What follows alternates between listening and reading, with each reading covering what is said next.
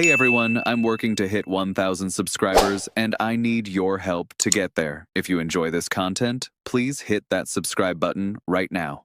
What if the smartest move the Toronto Blue Jays made this year wasn't about landing a marquee free agent or executing a blockbuster trade, but quietly picking up a player everyone else had dismissed as organizational filler? While the baseball world fixated on nine-figure contracts and headline-grabbing acquisitions, Toronto's front office was executing something far more impressive, identifying value where nobody else saw it. September 16th, 2024. The Blue Jays claimed Tyler Heineman off waivers from the Red Sox. The reaction across baseball? Essentially nothing. A depth move, forgotten before the transaction even posted. But what unfolded over the next season would become a masterclass in talent evaluation and organizational conviction that helped propel Toronto to an unexpected championship run. Let's establish the context. Toronto had traded Danny Jansen to Boston at the July deadline, and backup catcher Brian Serven was drowning at the plate, hitting a miserable 179 with a 222 slugging percentage. Most organizations would have just limped to the finish line with whoever was available and dealt with the catcher situation in the offseason. Not the Blue Jays. They saw an opportunity that everyone else missed. Here's the detail that separates elite front offices from everyone else. This wasn't the first time Toronto had acquired Heineman. It wasn't even the second time. This was the third time the organization brought him in. That's not coincidence or random roster shuffling. That's conviction. That's scouts and evaluators seeing specific tools and traits that fit what they're building, even when the surface level numbers don't scream impact player. At the time, Heineman looked like exactly what you'd expect from a waiver claim in September.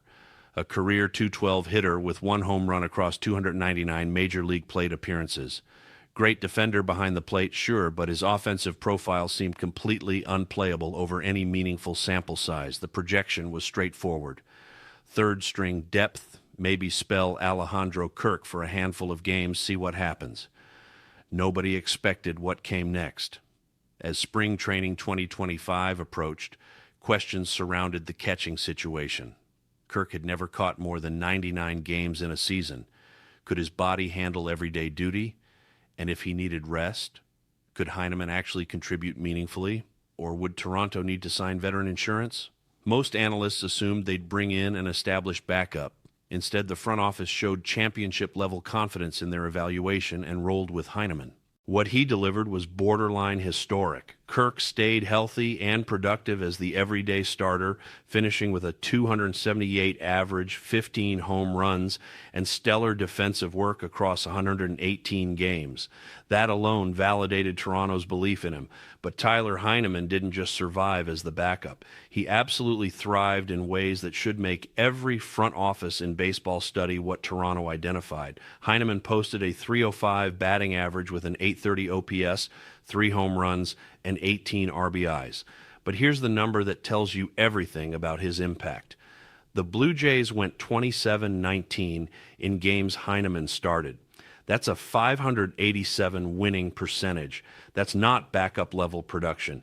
That's championship caliber contribution from a player most teams viewed as organizational depth. Let's break down what makes this so remarkable. Heineman accumulated 2.1 FWAR in 2025. Fangraphs valued that production at over $16 million. Think about that. A player claimed off waivers for nothing delivered $16 million worth of value. That 2.1 FWAR ranked him 17th among all major league catchers, but he ranked 50th in plate appearances among catchers. Read that again? He produced like a borderline all-star while getting backup level playing time. That per-plate appearance efficiency is historically rare. According to Fangraphs data, Heineman's 2025 ranks among the best backup catcher seasons of the past 2 decades. He posted 120 WRC+, meaning he was 20% better than league average offensively.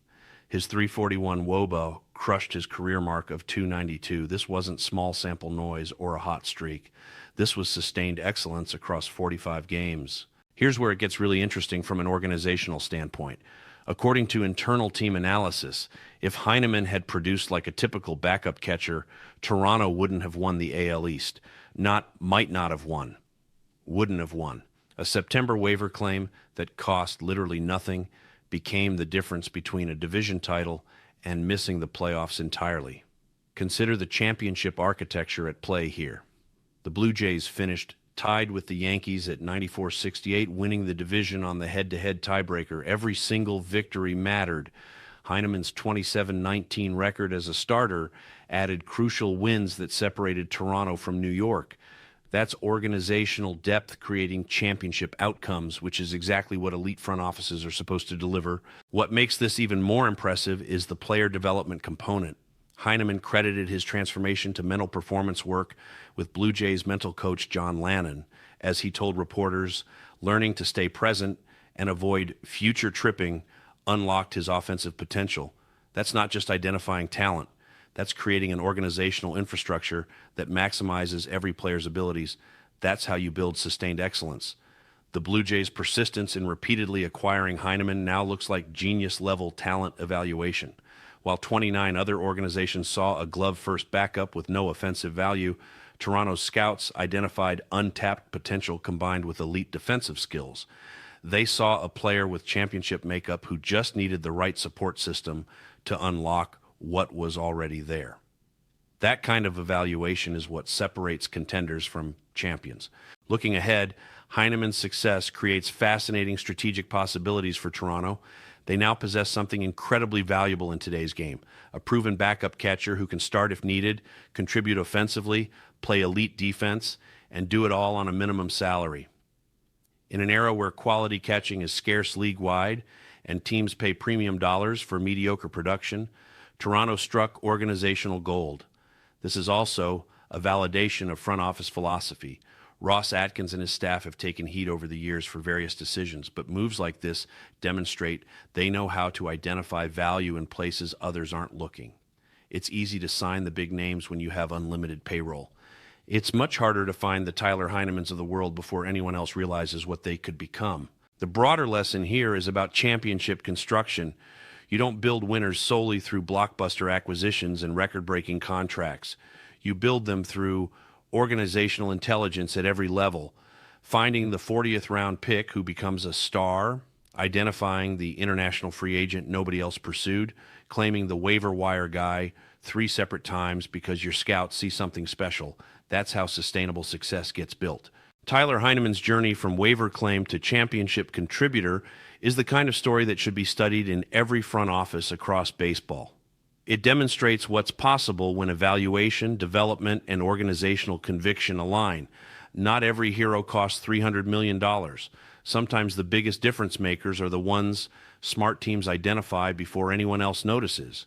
That's championship-level organizational intelligence, and that's exactly what the Toronto Blue Jays delivered with Tyler Heineman.